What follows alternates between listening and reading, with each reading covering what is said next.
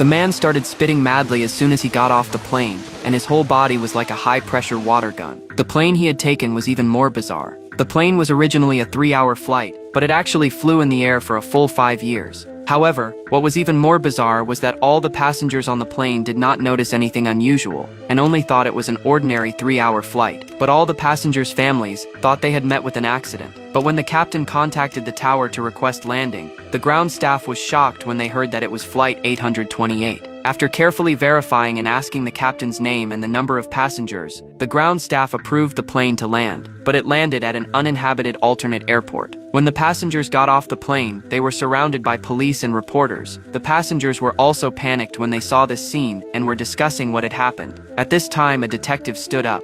The problem, ladies and gentlemen, is your plane departed Montego Bay, Jamaica on April 7, 2013. Today is November 4th, 2018.